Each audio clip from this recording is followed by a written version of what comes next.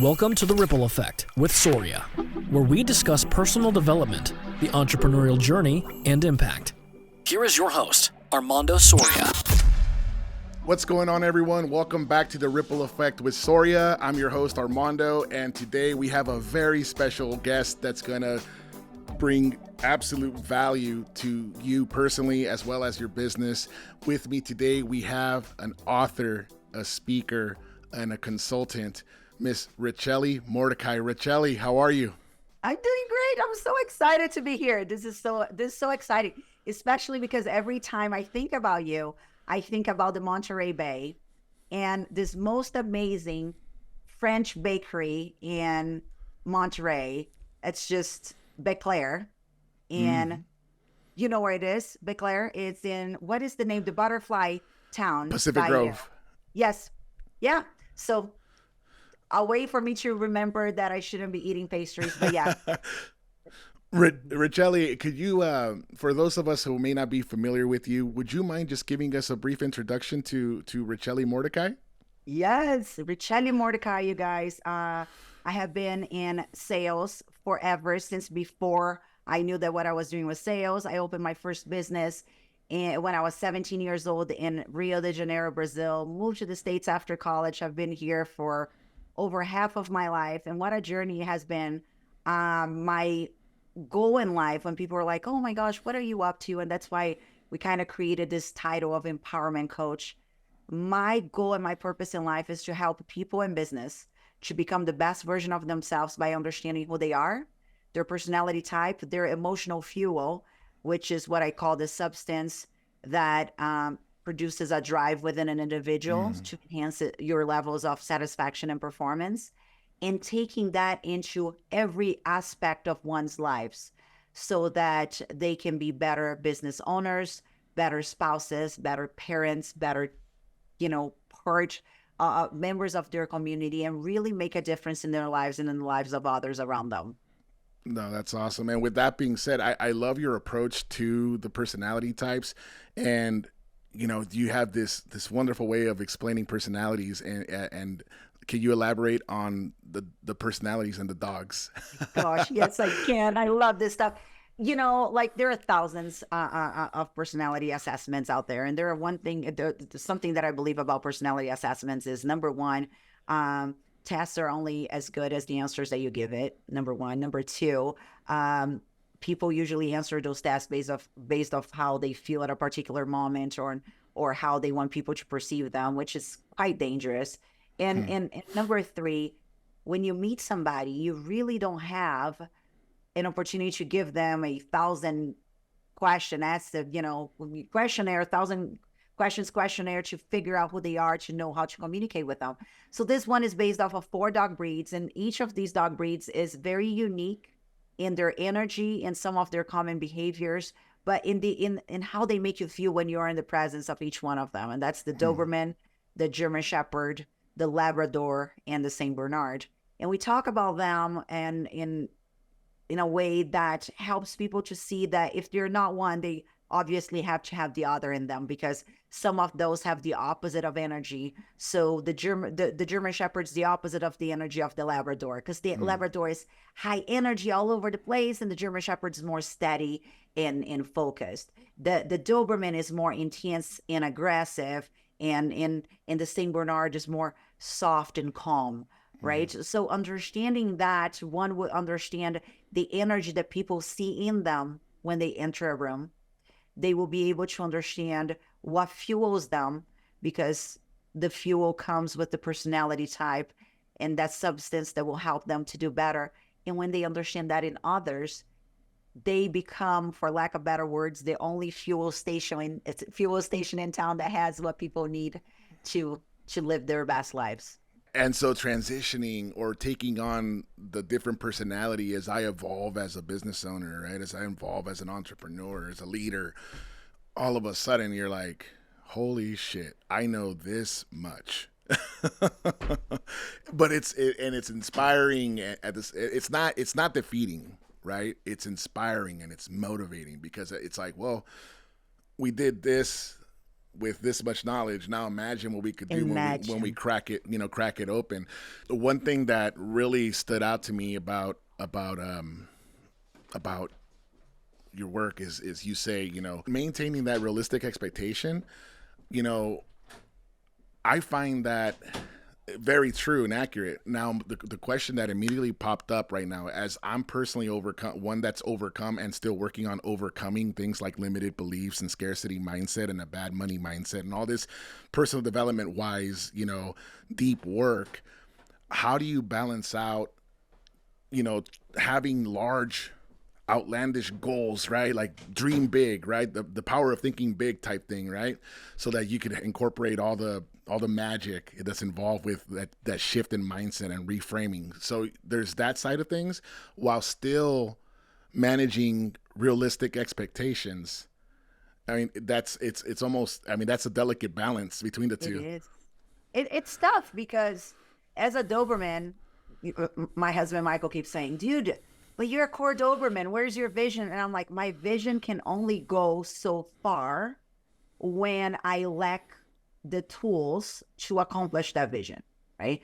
And I've learned that with Jim Rohn. I was privileged to have been introduced to Jim Rohn, and most people don't talk about Jim Rohn anymore, the father of personal development. But Jim Rohn, who trained Tony Robbins, I trained with Jim Rohn when I was 18 years old. That's when I Wow. was introduced to him.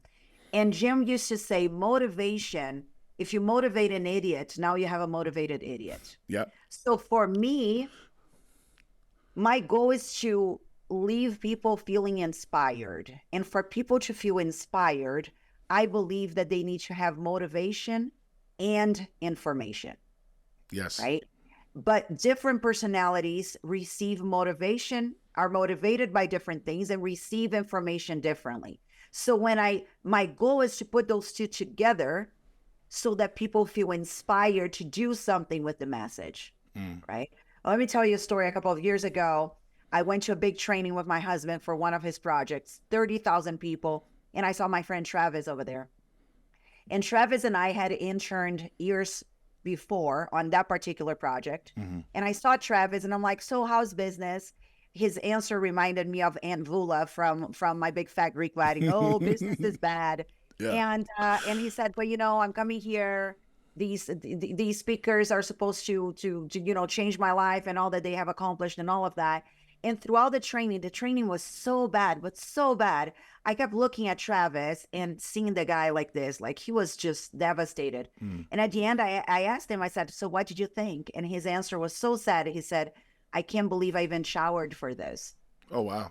He said, they wanted to pump me up, but with no information. So now I feel like an idiot because this can work for everybody but me because I don't know what to do with it.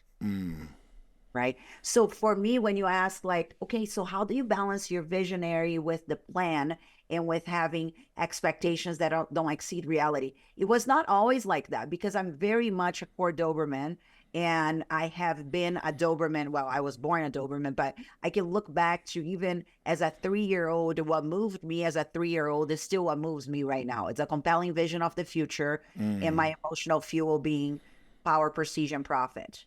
But I've learned that I'm not going to have power and a sense of control if I don't know what needs to be done. Because another belief that I have is that when I don't know what new thing to do, I do more of the last thing that produces results.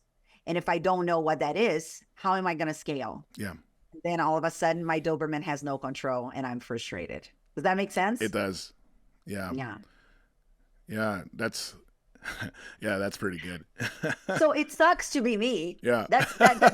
So like it sucks to be me. I should have learned Labrador to survive because I'm Latina, and it sucks to be me because I'm highly obsessed with growth, having a compelling vision of the future, helping my clients getting there, and I'm also so annoying with the numbers that sometimes I come to them and I'm like, either this person go or I'm going to go because the plan is not being executed and we are not trending for what you hired me to do.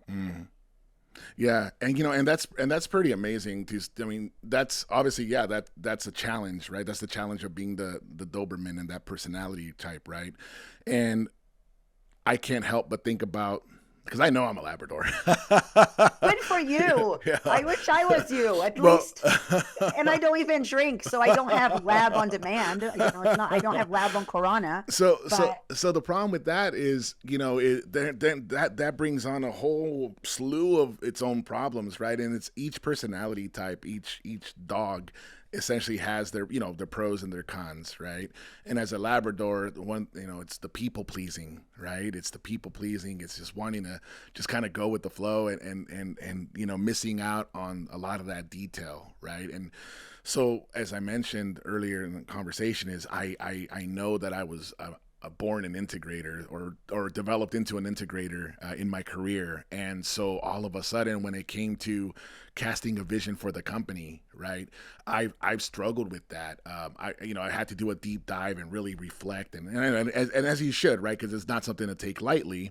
But at the same time, I feel that originally, I'm not shy about it. We just finished up our third year, and year 1 to year 2, my goals were so small because it was really just, I just want to get it, go out and as long as I could work on my own time, work my own schedule, and make a little bit of money, then that was my answer when people asked me why I wanted to go into business, was so I could buy back some of my time and have more time at home and schedule. Well, that's not that didn't happen, and slowly I started changing and transitioning, and the picture became a little bit clearer and clearer. But then I realized that from year 2 to year 3, that my goals were still not big enough.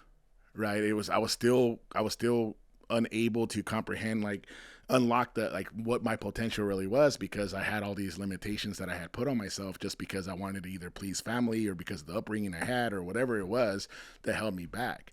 And so that tied in with just not having that vision, or the ability to develop a clear vision was pretty challenging, as a Labrador. Well, so I love that you mentioned that, because there's nature and there's nurtured, and us Latins, I think that one of the things that we have is a very strong sense of family.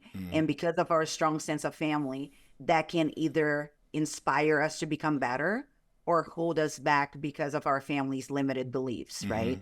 I grew up in a family where, I have divorced parents. My dad was the evil one that had a ton of money. My mom was the good, faithful one with not a lot. And imagine growing up on that, your views on things, right? Even views on spirituality, and looking at it, I'm like, why is this guy being blessed? No, it's not. He's not being blessed. He's being rewarded, but this is not really a blessing. At the same time, why can't I have both? Right? That was always my thing. And I'm very much like my father, or like what I like to call him, my ex-father, in that sense of personality. But the decisions that we made in life have made us different, because even though our fuel is the same, the way he chose to live his life and the way I chose to live my life are different. And that's why we don't talk about personalities in terms of the good and the bad, but the refined versus the unrefined behaviors, right? The fuel is the same. But what are the refined behaviors that I can adopt versus the natural unrefined behaviors that I have within my personality? I can be aggressive or I can be assertive. I can chew people's head out, or I can inspire them to become the best version of themselves.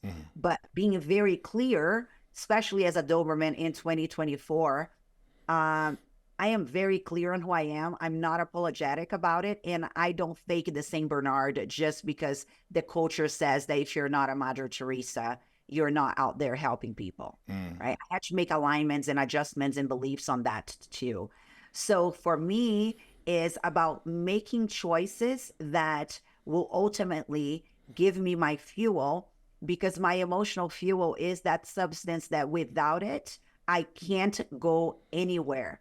And if your car is not moving, you can't offer a ride to anybody else, right? So first, get yourself moving. Yes. So I'm very clear on my fuel. I'm so clear on my fuel, Armando, but so clear on my fuel that I don't engage on projects that are not going to give me my fuel. I don't engage on relationships that are not going to give me my fuel. Heck, I don't even go to social events that are not going to provide me with my fuel, because I know that it's not easy to come along, right? I'm talking about power, prestige, and profit. It's not easy to come along.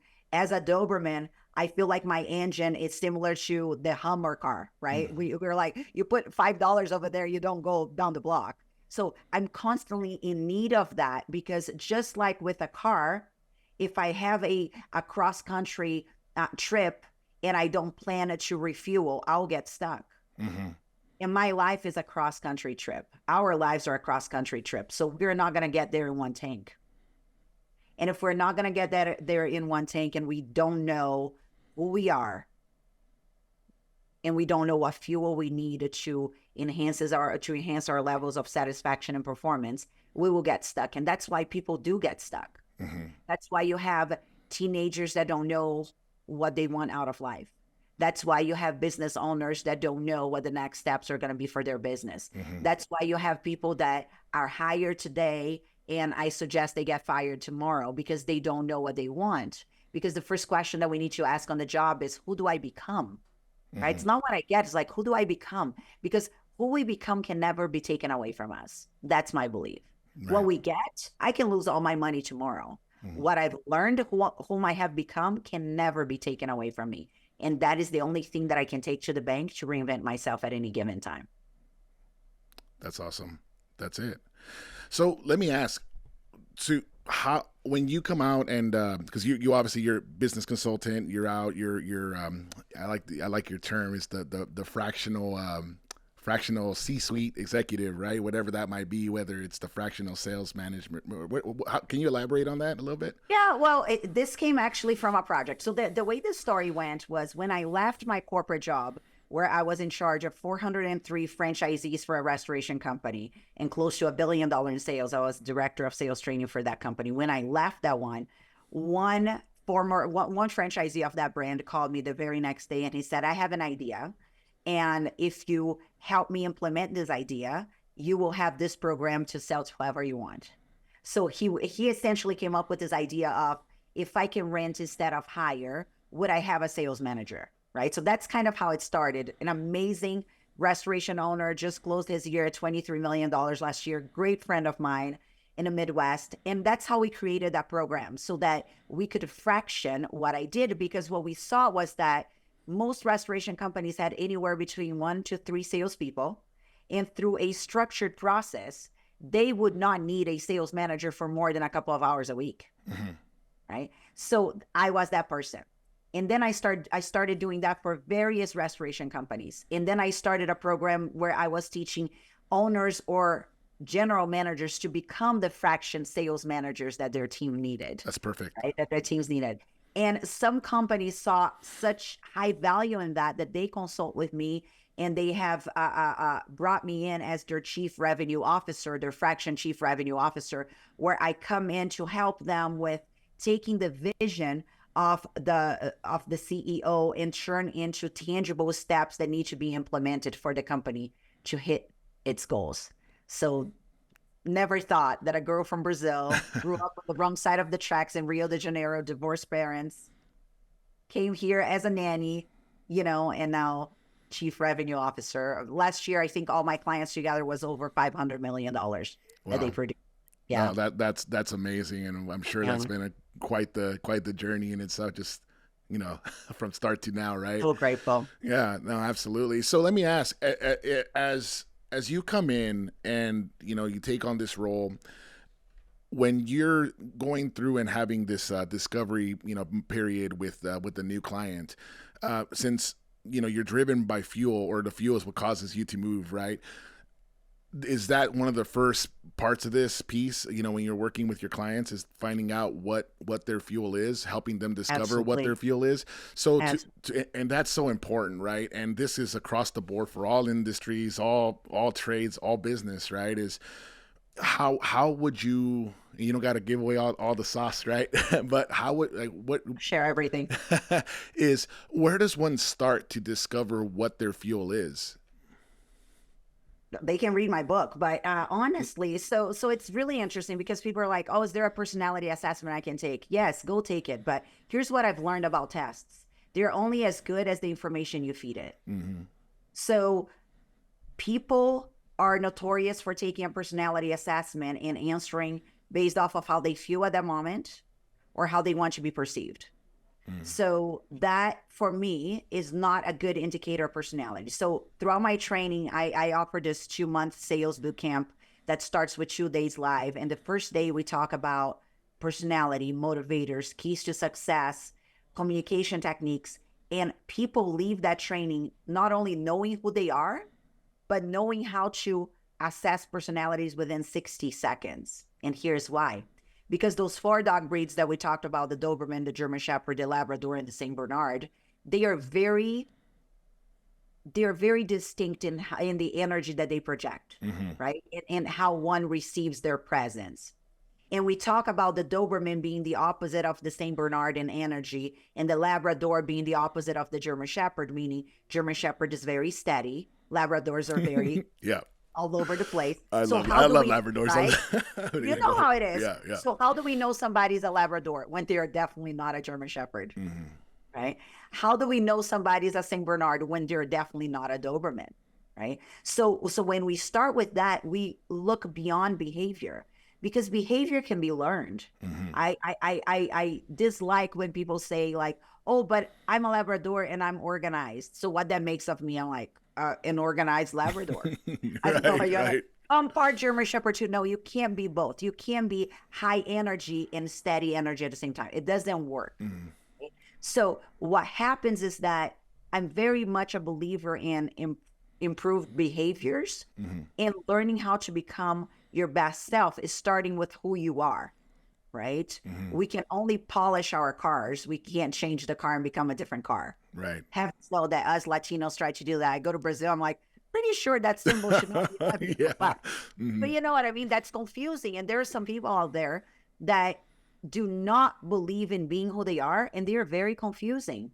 I work with a CEO who is a good friend of mine, Doberman German Shepherd, and every time she greets people, she's like, hi, honey, how are you? And I'm like, stop, that's scary. That's not you, that's scary, right? And she does that because she was led to believe that to be the leader that she needed to be for that type of business, she needed to be a mix of a Saint Bernard with a Labrador. What happens, however, is that does not fuel her. It drains her. I was doing my sales training for a restoration company in South Florida last week. This Doberman German Shepherd said, Ricelli, you're right. I'm tired of playing the lab part. I get home and I'm exhausted. When I go into businesses being myself, I get home feeling energized. I'm like, of course. You're being yourself. You're being the Doberman German Shepherd that you are versus this fake version of yourself that you're led to believe you need to be in sales. So when people take my training, they know that. When they read the book, they know that. But if they don't want to read the book or take the training, look at those 4 dogs. Look at them and their energy, the energy that they project, and you're going to see yourself in those. You're going to see other people in those, and you're going to see what they are not, which will help you make better decisions about how to communicate with them too.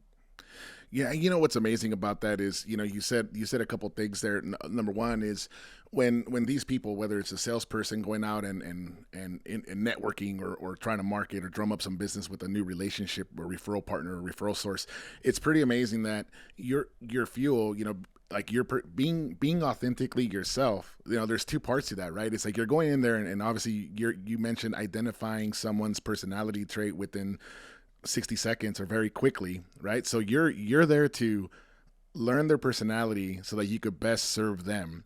But at the same time, you're going to project your personality the minute you walk in the door, and it comes back to that authentically yourself, right? Because people are going to pick up on that, and you know, then when you're being fake, right? And that's when you get those type of sleazy salespeople that you just want to kind of slam the door on because they're just there to sell you. And you could just smell it a mile away, right? And I just think that's so powerful, just because it works both ways like that. It's not just for, you know, discovering their traits, but also keeping you to your authentic self, which is huge, right? Especially in this world of sales. I think in any world, because Right. if we're to redefine sales is every conversation that a person A has with a person B where they have a purpose and they want to leave with some type of agreement or outcome, everything is sales. So the same sales techniques, I actually did a reel today on my Instagram, but the same sales techniques that I teach organizations to make the millions of dollars that they want to make, I teach my single friends to use in dating. So that they do not have to leave a date wondering If he's how gonna the call. other person felt towards the date and what the next steps are. Right. So understanding that from that perspective and dynamic, I think that the first thing that we need to do is understand ourselves, because different people will go about the same task with different intentions.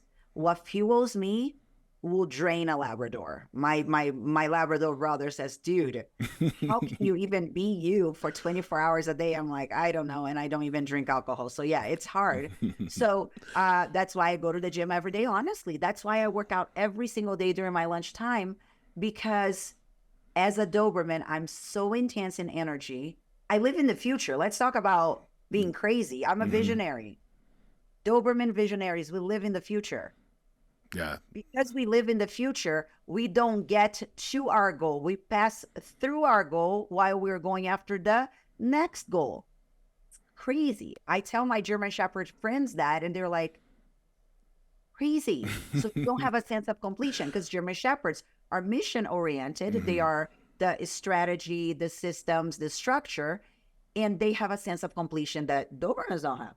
And then you have the Labradors who are dreamers and they live in the moment. They tend to be inconsequential. They are the designers of you only live once, right? It's the now. It's enjoy the now. Why my son? He was like, Mom, can you just chill for right now? I don't know chilling. Chilling is not part of my vocabulary. He's a dreamer. He's fueled by recreation, recognition, and reward. And then you have the St. Bernards. And I honestly believe, and with no statistics, so my German Shepherds do forgive me, but I believe that St. Bernards are a very small percentage of the world right now. Yeah. Personally, that's my personal belief. Those are the ones that are rescues, that they have that soft energy about them. They're empathetic. They love to love. They love to rescue. They seek balance, benefiting of others and greater good. And I know thousands of people, and I know less than 5 that are core St. Bernards, because there's another thing of the training we talk about core personality and secondary personality and people being a mix. Yeah. So within all of that, using that for business, bringing, whether it will be for the restoration industry or service industry or realtors or attorneys that I work with or whoever I have ever worked with, I've done my training for physical therapists for a big clinic in Texas, using that to know how to nudge behavior. Because when you give the person you're talking to their fuel, they will be more inclined to want to move and go in the direction that you want them to go. That's awesome. Yeah, that's perfect. And then can you touch on how then identifying who your, I don't want to say target, but who your target is, I guess, identifying their personality and how that could then allow you to be of service to them, or how does that work on the giving end? Of course. I think it's similar to languages. So if a person looks at me and the first thing that they know is that I'm not Japanese, saying arigato will probably not be a way to greet me, right? So I think it's similar. The more languages you speak, the more power you have over your ability to communicate, right? My first language is Portuguese. My English is so. I've been living here for 25 years, and my Spanish is quite rusty. But when I go to Mexico, being able to speak Spanish makes a difference in how people treat me, because they are able to understand what I'm saying. On the other hand, I went to Europe this past year because we were working with a restoration company over there, and I go to Italy, and I was thinking in Portuguese and speaking Spanish, and they speak Italian. And that was a different language altogether. And I saw how much harder it was to communicate, right? So when people think from that perspective, how important would it be that they know that when talking to a Labrador like me talking to you right now, I needed to make this fun. Maybe I need to use more hands gestures. Maybe I need to talk more about the power of this collaboration versus a vision that's only my way or the highway, And it's working. right? Or if I'm talking or if I'm talking to a German Shepherd, that I'm more structured, more sober in my demeanor, and more to the point, because 2 + 2 = 4. And if I start talking about, well, but 5 - 1 also equals 4, it can be confusing in a sense of they're structured people. They have a stable energy, right? So the more languages I speak in terms of personality, the greater my ability to communicate will be, and the impact that I'll have in the marketplace, because the marketplace pays for value. And if you don't know how to communicate with your marketplace, your value decreases. So that is, I guess, the Yeah. answer to your question. No, that's perfect, and it comes down to that's going to allow you to provide the best value, which is huge. I mean, that's what we're trying to accomplish here, right? So now the question comes: if you are a Labrador, but you want to be Saint Bernard, for example, Okay. how Or does you want to speak Saint Bernard. or you want to speak Saint Bernard, Uh-huh. how does one better fill the gaps in their personality to to be able to accomplish those goals that you want that are a little bit outside of your core traits? Right. So accomplishing goals that are outside. I think that anybody can have any goal. I think that at the end of the day is, how will that goal fuel who I am? Right. So it's not about the what, it's about the why. I usually say that the what will get you started, the why will enhance your chances of achieving it. So let's talk in terms of something that everybody understands, especially early in the year. Most people's goals in January is something to do with health or losing weight. Right. That's the what. But unless the why is linked to their fuel and their personality, they will never accomplish it. So I remember last year I was talking to a group of Brazilian friends, and they were talking about losing weight and this and that. And I'm like, none of you guys are going to accomplish anything this year. And they were like, oh my gosh, why did you say that? Yeah. I'm like, well, because you're the average of the 5 people you spend most time with, spiritually, financially, intellectually, physically. And if you don't change your environment is impacting your philosophies. Your philosophies will impact your priorities, and your priorities will impact your results. Why I'm going to be 45 right now, and I'm in the best shape of my life? Because I'm a Doberman, and I made my why part of the goal. What is the why of a Doberman? Power, prestige, and profit. It gives me a lot of power, prestige, and profit when I go into a high school graduation and I'm like, holy crap, I can't believe I went to school with the old people that are here. Right. So a Labrador would not think like that in terms of that, because a Labrador is not trying to be better than his peers. A Labrador is trying to be as cool as. So a Labrador can achieve the same goal if he has a group together and say, hey, let's do a competition. We all put $100 here, and then we do some things together. We go to the beach and we hang out and we do the running over there. The why is what's going to make the difference, not the what. Not the what. Because the what is our resources. The what is the goals that we have. But the why is the fuel that will take you from where you are to where you want to go. So while the goal might be the same and anybody can have any goal they want, how one will approach that will either help them accomplish the goal because it's fueling them, or it will get them stuck because it doesn't make a difference. That's awesome. Well said. No, that's incredible. I wanted to ask, circle back to something you said, and it kind of tied into where you just spoke about you are the average of the 5 people, right?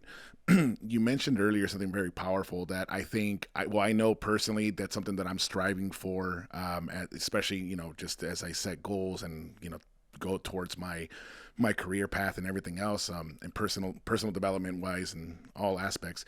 You mentioned that if something doesn't serve you, you don't, you set your boundaries, right? And that's something that I think is very, very important as we aspire to become the best versions of ourselves, and we become driven by our purpose, and however else it could be reframed. That as a people pleaser or as a Labrador, I mean, that's a hell of a task, right? And it's something that I personally, I've done some deep work and continue to work towards that. But could you maybe touch on that topic a little bit about setting these hard boundaries as it pertains to becoming the best version of yourself? Yeah, absolutely. Let's start with this. What car do you drive? I drive a Chevy 3500 diesel, big old Awesome. truck. Diesel, Yeah, diesel, yeah, right? yeah. It runs great when you put diesel Yep. in a vehicle. What if diesel was not available? All that was available was ethanol. What would happen to your truck? It wouldn't move. You see what I'm talking about? Mm-hmm. So even though my friend is giving me ethanol, I'll have to say, dude, thank you for thinking of me, but that's not what I need. Mm-hmm. Right? If we're not clear on who we are and the fuel that we take, it's harder to make adjustments on boundaries, right? Now, this coming from a Doberman who by nature is self-centered, because that's how Dobermans are. And like we call it in Spanish and Portuguese, antipatica, right? Because that's the life of a Doberman. It's what it is. For me, my boundaries had to come in, they came in different ways that they would for you as a Labrador, because for you, it's like the more the merrier. Mm-hmm. And the boundaries of, I don't want to upset anybody, Mm-hmm. right? Versus for a Doberman, that's like, everybody's already upset with me. They've been upset from the moment I came into this world. So Mm-hmm. what does it matter? Mm-hmm. But I had to learn that my boundary was different than yours. My boundary was, be careful with who you try to impress, because not everybody is worth your energy and time. That was my boundary. The boundary for the Labradors in my life is, be careful who you invite into your group. Mm-hmm. Because that bad apple will not only contaminate you, but will rob the fun from your life. Powerful. All right. So understanding that we're only going to make changes when the pain of staying the same is greater than the pain of change. Mm-hmm. We then have to ask ourselves, okay, what problems am I really dealing with from being the way I am, from not having the boundaries I have? And if the answer is not really, nothing, then go girl, go guy, go do your thing, and it's all good. But once you realize that, look, I'm not making anybody better by inviting this into my group, or I'm not growing by being around my family that has certain beliefs about the places I want to go, that's when we start redefining titles in our lives. We start redefining parents' titles in our lives. I had to define my father's title, and some people will probably hear this and say, oh my gosh, this woman is horrible. If you knew my father, you would understand why I call him my ex-father. Because by redefining that, I was able to free myself from a belief and an energy that I did not want it to carry into my life in the way that I parent. Right? So when people start seeing the negative results associated with the way they are living, and those negative results can no longer be dismissed, avoided, or swept under the rug, that is when they will want to make a change. And when they're ready to make that change, the suggestions that a coach will make will be welcomed in business and in life. It's not different than when I'm consulting with a restoration company, for example, or with whatever company that I'm like, okay, what's not working? Well, and I'm like, if you don't know, then we're not going to continue having this conversation, because whatever suggestions I give you will not be well received, and my words will fall on deaf ears because you are not ready to make the change that is linked to the results you want to have. Meaning you're not willing to change your philosophy, so you're not going to change your priorities. And until you do that, your results will stay the same. That's powerful. That's very well said. I like it. I like it, Ricelli. Ricelli, I want to be respectful of your time, and Of so course. what I want to ask is if you wouldn't mind just maybe how would someone get in contact with you should they be interested in maybe some of your consulting work, maybe some of those boot camps that you talk about that I know are phenomenal, and we're gonna have to sign up as well and get you over to And I California. have to get doing. Yeah, Yeah, so well, they can find me on LinkedIn. You can put the link here below. So it's Ricelli Mordecai, Ricellimordecai.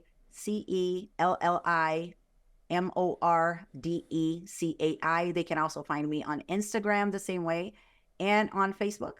perfect. And we'll be sure to tie some links into to the URL for the website as well, right? It's the Sales Booster Solutions. Yes, absolutely. Salesboostersolutions.com. And that book over there is my book. It's called What's Your Fuel? It's also on Amazon. So if you search for me on Amazon, you're going to be able to see that book over there, What's Your Fuel, and start on your journey. And the first step for becoming the best version of yourself. Now I got to ask real quick. Yes. So as far as where would you suggest one starts? Because you are the amazing author of two great books. You have the What Dog Are You? And of course the What's Your Fuel? Where would one start? I would say, What's Your Fuel? And here's why. Because I live what I preach and I believe in becoming the best version of myself. And this is the latest book, which is in there's so much more that I put into this book because I had applied myself into this concept and spent so much time and so many training sessions with people that this is the book that I'm like, if you needed to read one first, read this one because this is a best version of the previous one. That's awesome. Yeah, and it really does seem, I mean, even the way that you outlined the course, right? The first day you're figuring yourself, right? And it all starts with that work in discovering who you are, what drives you, what your purpose is, what your goals are. And then from there, then you could take on more of the tactical approach and discovering of others, right? And Absolutely. that's awesome. That's very awesome. Ricelli, I greatly appreciate you joining us on the show today. I'm gonna go back and we'll cut the intro on the back end. But I wanted to thank you for stopping by. I am very excited to continue to build our relationship, just professionally and personally. You're an amazing Absolutely.